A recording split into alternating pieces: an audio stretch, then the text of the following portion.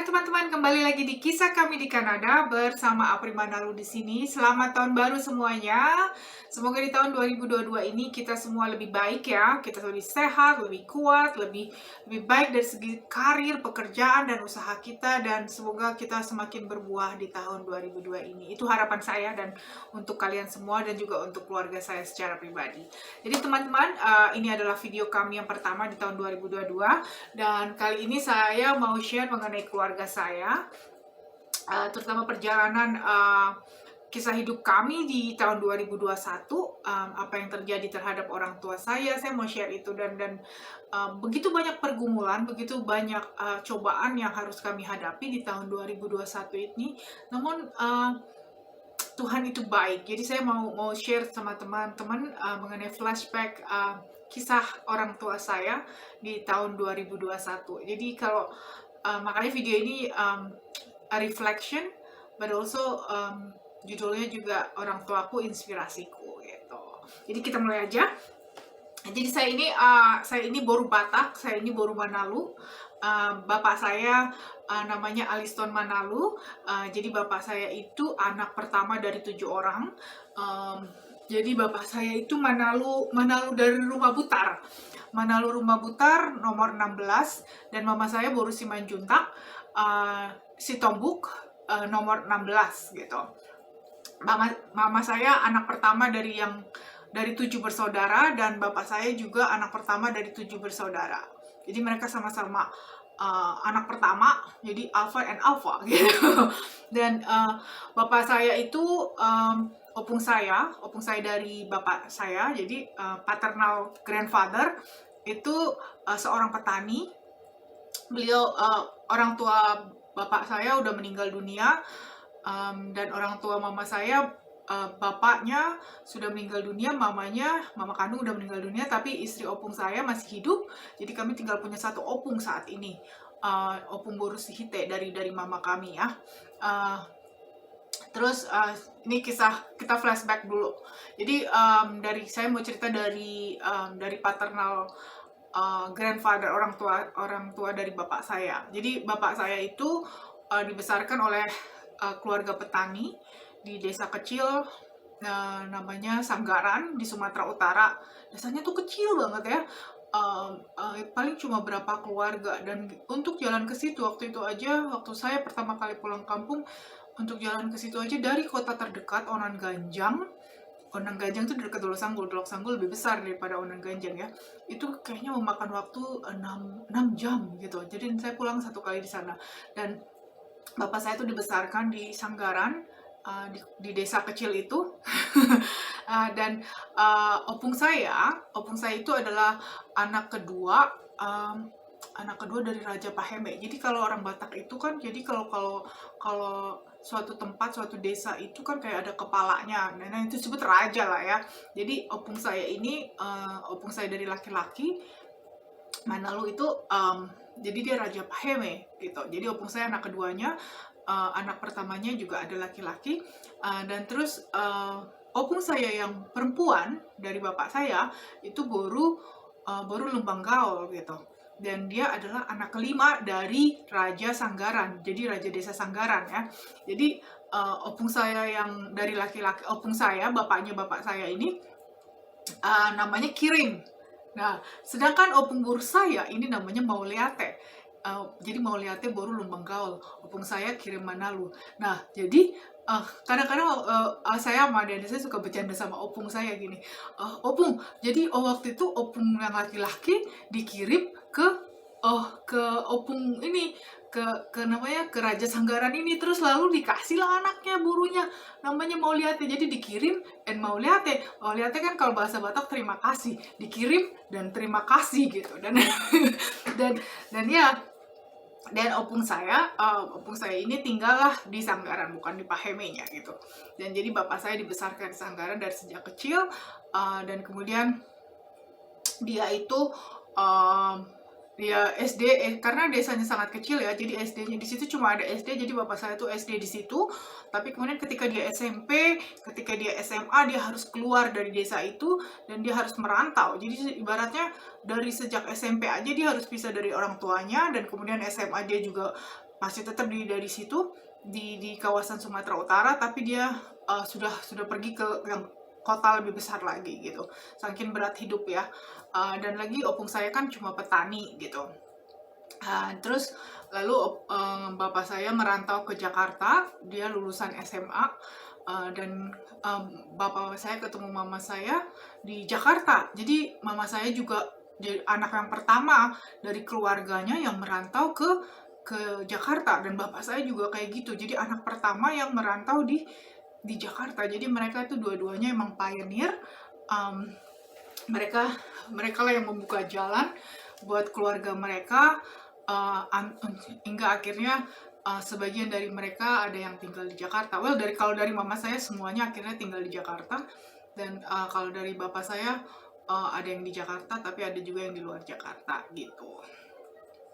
Jadi yang saya pengen share itu ketika mereka menikah, dan mereka tuh dari hidup yang susah. Opung saya dari pihak mama saya juga bukan orang kaya. Mereka adalah pedagang kain dari Bali. Cuma bapak mama saya ini mereka mempunyai karakter yang luar biasa, yang menurut saya dan adik-adik saya tuh bangga gitu, karena kami bisa melihat bagaimana cara kerja mereka, pola pikir mereka yang menurut kami itu sangat sangat berharga, dan itu nyata gitu, dan itu menjadi inspirasi, dan yang bisa diturunkan, yang bisa kami teladani dari sebagai anak-anak mereka. Satu hal yang pertama nih yang saya selalu ini dari orang tua saya itu, pertama mengenai kemurahan hati mereka. Jadi ketika mereka menikah, baru menikah tuh mereka belum punya rumah, mereka cuma ngontrak. Tapi karena beratnya emang anak perantauan tuh, mereka masih miskin aja, masih membuka pintu rumah mereka untuk sanak saudara yang datang merantau ke Jakarta. Jadi ketika mereka masih mengontrak, masih pas-pasan, tapi mereka bisa menampung 10 orang. Mungkin para mama saya kalau cerita nostalgia, dia pernah cerita, oh kita pernah sampai di rumah kita 10 orang, padahal mereka baru cuma berdua gitu.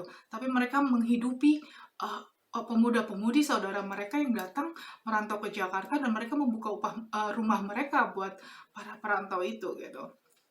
Dan ya meskipun mereka susah, mereka bilang meskipun kita cuma bisa makan ikan asin, tapi mereka mau aja gitu, dan itu menurut mereka suatu sukacita bisa kayak gitu. Dan itu yang saya admire dari mereka, kemurahan hati mereka. Dan hal kedua yang menjadi panutan kami gitu, anak-anaknya dari orang tua saya, itu kerja keras mereka, etos kerja mereka, disiplin mereka, keuletan mereka, dan ya dimana mereka selalu pengen lebih baik gitu. Dan bapak saya tuh bekerja di sebuah, waktu itu bapak saya kan bekerja di sebuah perusahaan swasta. Ingat, bapak saya itu cuma lulusan SMA. Bapak saya itu bekerja di sebuah perusahaan swasta terkenal di Jakarta Utara, besar banget ya. Dan itu kalau teman-teman tahu itu yang terkenal tuh, mie terkenal di Indonesia, pokoknya ada kaitannya satu grup sama itu gitu. Nah itu bapak saya kerja di situ, dan dari kecil, dari paling bawah sampai akhirnya bapak saya itu sampai di posisi tertinggi. Dia pernah jadi manajer di sana, Jadi bahkan ketika orang tua saya itu pindah dari tadinya mereka tinggal di kontrakan di bantaran sungai di Cawang, terus mereka pindah ke komplek baru nih dari perusahaan bapak saya. Di situ aja mereka jadi orang-orang yang pertama yang tinggal di komplek itu gitu. Dan waktu itu nggak aman juga ketika mereka sebagai orang-orang pertama di situ, karena dari komplek kami itu waktu itu terkenal banget dengan adanya penembakan misterius gitu. Jadi di situ aja jiwa mereka berani untuk datang sendiri untuk tinggal di situ demi yang sesuatu yang lebih baik, rumah yang lebih baik, demi lingkungan yang lebih baik. Nah ketika tinggal di situ, bapak saya itu emang orangnya dia gimana namanya, visionary gitu. Dia ngelihat apa yang dibutuhkan di situ. Jadi Jadi ketika itu, bapak saya memulai usaha pada waktu itu karena dia tinggal di Jakarta Utara kan biasanya air bersih itu nggak ada ya.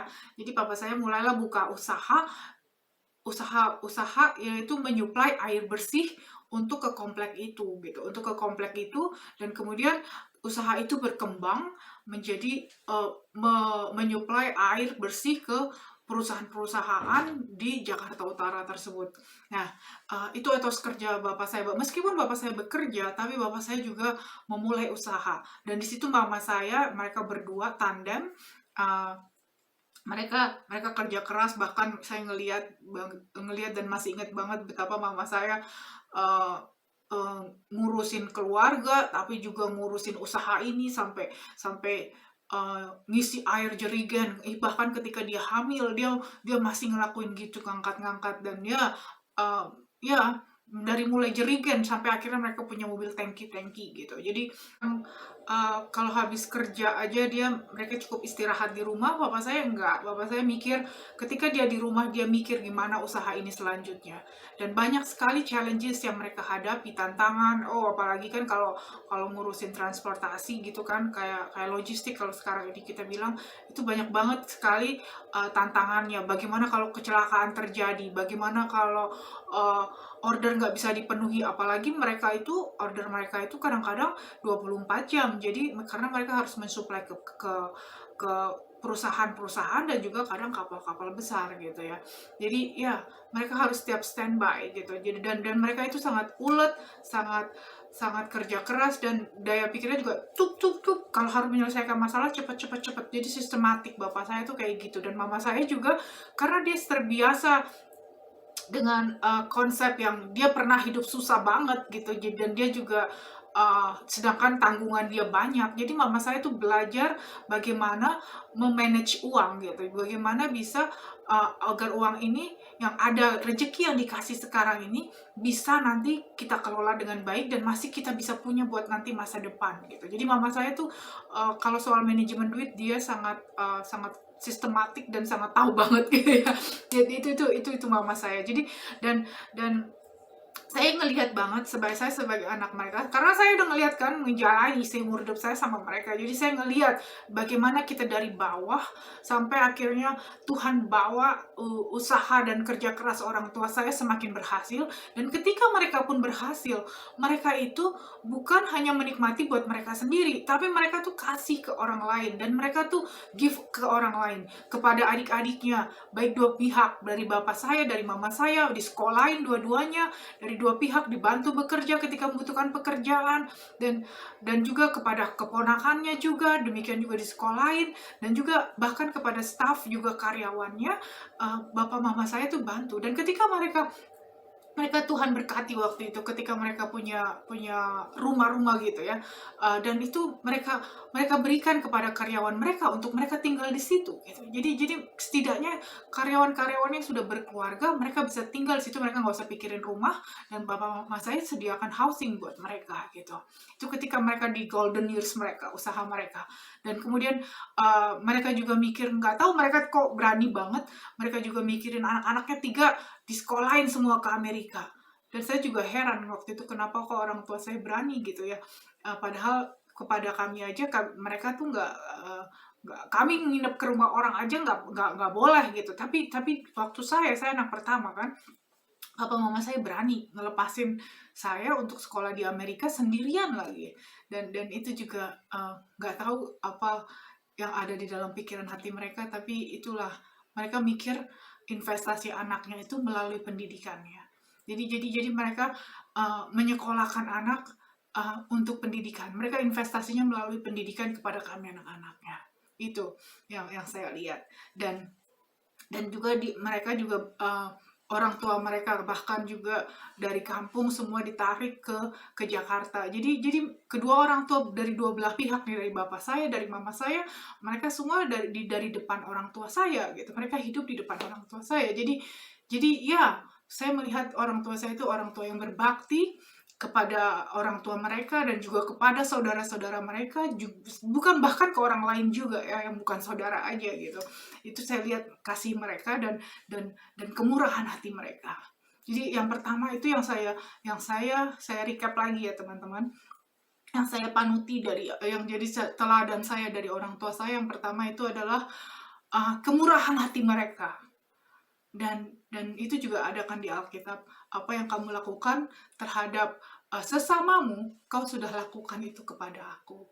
Jadi orang tua saya menjalankan itu gitu, walaupun mereka mungkin secara Kristen mereka nggak begitu mengerti gitu ya, mengerti firman atau mungkin relationshipnya nggak begitu mengerti banget karena nggak tahu, tapi mereka sudah menjalankan firman. Dan yang kedua, mereka tuh kerja keras. They try to do everything yang terbaik dengan kerja keras, dengan kejujuran, dengan keuletan dan disiplin, dan juga menghargai orang. Itu yang saya lihat. Terus yang ketiga juga itu dari mama saya terutama ini, hidup sederhana gitu. Ketika mama saya itu bisa dia untuk bermewah-mewah, tapi mama saya tetap gak mau hidup bermewah-mewah, atau nunjukin kekayaan, atau nunjukin baju bermerek, atau nunjukin dia sanggup punya emas banyak gitu. Kalau biasanya enggak, mama saya tuh bilang, ngapain kayak gitu. Dia bilang, kita aja masih banyak saudara-saudara kita yang nggak mampu gitu. Buat apa kita kayak gitu. Jadi mama saya, dia nggak berusaha untuk menunjukkan, saya punya loh, enggak. Tapi dia bisa hidup sederhana. Bahkan mama saya aja masih dasteran, masih biasa banget gitu. Belanja juga masih ke Koja. Ya, kayak seperti itu. Itulah mama saya, yang dia tetap orangnya sederhana. Dia nggak berusaha untuk tampil wah gitu. Dan itu juga yang saya kagumi dari orang tua saya. Jadi 3 hal itu. Dan tahun 2021 ini banyak banget yang terjadi di dalam hidup mereka. Mereka udah tua ya sekarang, dan mereka udah punya cucu. Dari saya mereka punya cucu 3, dari adik saya yang kedua yang laki-laki mereka punya 1, dan kemudian dari adik saya mereka punya 2. Jadi ada cucunya udah 6 sekarang. Dan tahun 2021 ini banyak banget pergumulan, terutama karena usia mereka sudah semakin tua. Jadi bapak saya itu bapak saya ada sakit jantung, tapi sakit jantungnya ini udah lama. Bapak saya juga udah pakai ring itu bahkan dari sejak 12 tahun yang lalu gitu. Dan ini karena kebanyakan obat, lalu bapak saya ya paru-parunya jadi ada airnya gitu kan ya. Dan itu bahkan kalau nggak salah di awal tahun 2021, bahkan kami tuh sampai sekeluarga sampai ngira bapak kami ini bapak saya bakal dipanggil Tuhan gitu, karena dia udah nggak bisa bernafas gitu, dan dia udah pakai oksigen gitu. Terus dan suatu hari kalau nggak salah di sana tuh pagi-pagi subuh gitu ya. Terus saya dapat foto dikasih sama orang rumah, dikasih tahu bapak lagi udah susah bernapas gitu. Terus lalu kami video call. Di situ udah ada mama saya, adik saya, bapak saya berbaring dengan nafasnya aja udah terengah-engah gitu, udah susah. Dan adik saya juga dari Amerika juga on call. Jadi kita semua sekeluarga kumpul. Jadi saya dan suami dan anak-anak saya, dan adik saya juga yang di Amerika beserta suami dan anak-anaknya, dan adik saya juga di Indonesia, dan kemudian ada opung di situ, ada mama saya juga, kami di situ. Jadi di kamar itu kami udah kayak ngeliat, aduh Tuhan, apakah ini detik-detik terakhir bapak saya gitu ya. Jadi kami udah sedih banget, udah nangis gitu. Dan ya, dan kami udah menangis. Saya mau make sure waktu itu kalaupun bapak saya dipanggil Tuhan saat itu, saya mau bapak saya saya bisa bertemu lagi dengan bapak saya. Jadi saya pimpinlah bapak saya berdoa, mendedikasikan hidupnya ke Tuhan Yesus gitu, kayak rededication. Jadi saya lakukan itu waktu itu di tengah di waktu itu gitu, karena saya harus ketemu bapak saya lagi gitu.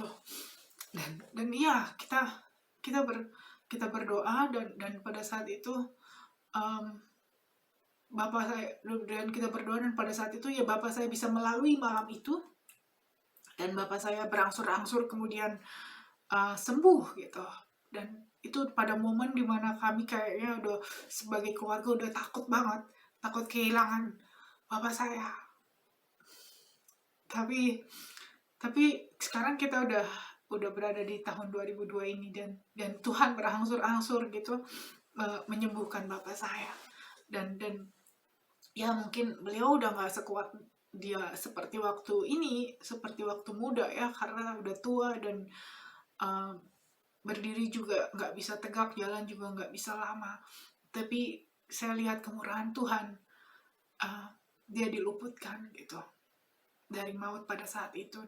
Dan ketika Bapak saya waktu itu sakit juga, saya udah minta sama Tuhan, Tuhan please, Tuhan perpanjang umurnya,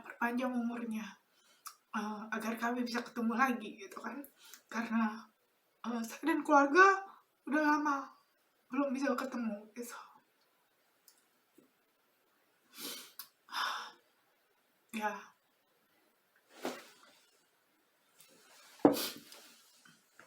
dan akhirnya Bapak berangsur-angsur baik, Bapak berangsur-angsur sehat. Tapi kemudian kalau nggak salah berapa bulan kemudian keluarga saya terkena COVID. Jadi bapak saya kena, mama saya kena, adik saya kena, juga eda saya kena, terus pembantu juga kena gitu. Jadi isi rumah kena semua gitu. Kecuali keponakan saya karena masih kecil ya. Jadi mereka semua kena, dan mereka harus dirawat di rumah sakit. Pada saat waktu COVID itu menyerang, kami tuh udah langsung khawatir terhadap bapak gitu, karena bapak adalah yang paling parah gitu ya, karena bapak mempunyai penyakit tuh banyak banget gitu. Jadi apakah bapak bisa get through ini gitu? Kita malah, kita sebagai anak-anaknya takut banget gitu, takut banget karena bapak kok kena COVID gitu. Bapak bilang, oh itu bahaya banget, apalagi udah tua ya. Tetapi puji Tuhan, di antara semua yang kena itu, bapak saya malah dia dapatnya mild symptoms. Puji Tuhan, dia nggak berat gitu. Dan bapak saya sembuh dengan baik, sembuh dengan baik, dengan luar biasa gitu. Dan malah mama saya yang agak berat, dan adik saya yang laki-laki, dia kan masih muda, masih kuat, tapi dia malah kena hit keras gitu karena COVID itu waktu itu. Tapi puji Tuhan, mereka semua selamat, mereka semua sembuh. Eda saya juga, dan juga membantu kami juga gitu, semuanya sehat, dan opung saya juga dan mereka akhirnya sembuh juga, dan itu puji Tuhan. Lalu kemudian pada bulan Oktober ini, tadi kan saya cerita mengenai usaha yang mereka punya gitu ya, usaha yang orang tua saya punya, itu akhirnya tutup usia, jadi akhirnya tutup, jadi nggak dijalanin lagi. Dan itu di situ, saat itu orang tua saya juga pikir, aduh gimana lagi, nanti kita udah nggak ada income lagi gitu, dan kita bagaimana gitu ya. Lalu di situ saya saya mendoakan juga orang tua saya, gimana ini gitu. Terus adik saya juga mendoakan, tapi kemudian Tuhan kasih saya vision suatu hari gitu. Ketika mereka mengalami masalah itu, kemudian Tuhan mengkasih saya vision. Waktu ini saya lagi kerja di sini di rumah gini, terus tiba-tiba saya lihat, saya dengar, ini kan saya ada jendela di sini ya, di ruang kerja saya, terus ada jendela, terus seperti pluk ada kayak batu yang ngelempar nih jendela gitu. Terus saya ngelihat dong, ada apa nih, kok keras banget gitu. Terus pas saya lihat, ternyata ada burung-burung kecil, burung-burung gereja banyak banget, dan itu tepat sekali di depan jendela saya gitu, burung-burung kecil gitu. Dan langsung pada saat itu Roh Kudus seperti bilang sama saya, lihat, burung-burung itu aja saya take care, burung-burung itu aja saya kasih makan, apalagi kamu, apalagi orang tua kamu, dia bilang gitu. Terus pada saat saya ngeliat itu, saya ngeliat, wow, ini fenomenal gitu, karena ini bukan kejadian setiap hari gitu. Tiba-tiba langsung di luar jendela saya banyak banget tuh burung, mereka matok-matokin tanah sambil makan, nggak tahu apaan. Seperti kayak ada orang yang udah naruh makanan gitu di depan jendela saya, di depan tanah jendela saya, sehingga saya ngeliat dengan jelas itu burung-burung pada datang dan makan di situ. Padahal saya nggak nyediain apa-apa ya, nggak kasih makanan. Tapi saya ngeliat fenomena itu dan saya pikir, oh, langsung langsung ayat itu yang keluar di dalam pikiran saya dan di hati saya, dan Tuhan kayak bicara saya mengenai hal itu. Dan dia benar, ketika itu juga Tuhan cukupkan, Tuhan jawab, dan apa kesulitan mereka, dan ada berikutnya. Dan saya ngelihat Tuhan buka jalan dari segi finansial gitu, dan Tuhan akan cukupkan orang tua saya di masa tua mereka. Saya ngelihat itu. Dan kemudian habis itu bulan Oktober, lalu bulan November ini, baru-baru ini, dan ternyata mama saya kena stroke. Jadi tiba-tiba mama saya kena stroke, dan tapi saya ngelihat mama saya, ketika saya ngomong sama mama saya ngeliat mama saya masih bisa ngomong gitu, udah baik-baik saya. Tapi ternyata badan mama saya sebelah kirinya udah nggak bisa gerak, jadi tangannya nggak bisa gerak, kakinya juga nggak bisa gerak gitu. Jadi mama saya bagian body partnya sebelah kiri jadi nggak bisa berfungsi gitu. Dan mama saya cuma bisa laying down, cuma bisa di tempat tidur, dan sekarang harus di kursi roda. Tapi puji Tuhan, itu kan November ya, ini sekarang kita Desember dan di awal Januari, dan mama saya sekarang menjalani terapi, dan puji Tuhan progres itu ada. Dan ya, itulah banyak sekali yang terjadi di tahun 2021 ini. Cuma saya melihat penyertaan Tuhan buat keluarga saya tuh luar biasa, terutama buat orang tua saya. Dan saya diingatkan lagi oleh ayat Alkitab yang ada di Isaiah 46 ayat 4 ya. Saya mau baca bahasa Inggrisnya. Jadi bahasa Indonesianya itu di Yesaya 46 ayat 4. Even to your old age and gray hairs, I am he who will sustain you. Biarpun engkau di usia tuamu dan di mana rambutmu sudah memutih, saya adalah saya, dan saya tetap akan sustain, menopangmu. Saya akan menopangmu. I have made you and I will carry you. Saya sudah menciptakan engkau dan saya akan menggendong engkau. I will sustain you. Aku akan mencukupimu. And I will rescue you. Dan aku akan menyelamatkanmu. Itu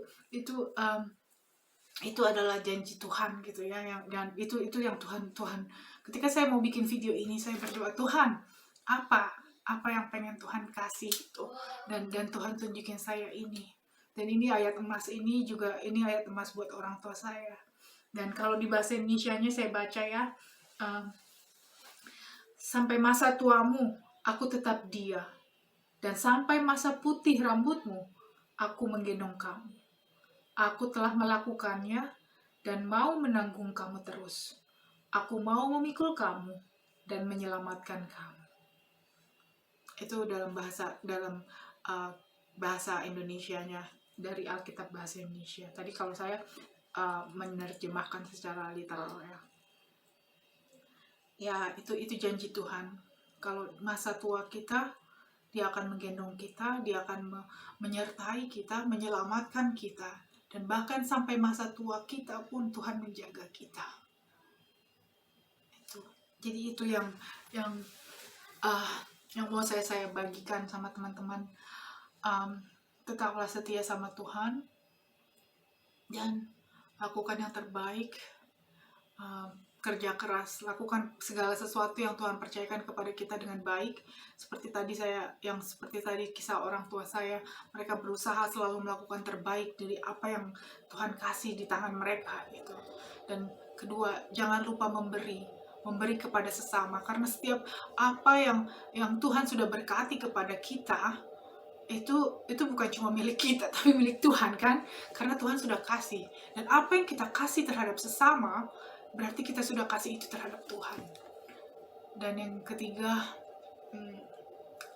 hidup itu sederhana, nggak perlu harus neko-neko, nggak perlu harus jadi kayak gini, ikutin orang, ngikutin zaman, kecuali ya itu pekerjaan gitu ya. Tapi kalau kita ini just have a simple life. Jadi ya mari kita hidup sederhana, mari kita bisa lebih bijaksana bagaimana cara mengatur uang kita, pengeluaran kita, dan mengatur hidup kita. Jadi harapan kami di tahun 2002 ini, teman-teman, kita sama-sama semakin kuat di dalam Tuhan, semakin bertumbuh, semakin berbuah di dalam Tuhan, dan semakin pede gitu kita menjalani hari kita. Karena saat kita berjalan bersama Tuhan, kita bisa melampaui setiap rintangan, setiap masalah yang kita hadapi. Tuhan itu baik, Tuhan itu setia, seperti janjinya. Ingat, Dia akan selalu menopang kita, bahkan sampai rambut kita putih ya. Oke, tetap kuat, tetap berapi-api dalam Tuhan, dan jaga hati pikiran kita agar tetap selalu di dalam Tuhan. Dan semoga video kami memberkati teman-teman yang menyaksikannya. Terima kasih, selamat tahun baru 2022, dan keep on fire with God. Oke? Bye.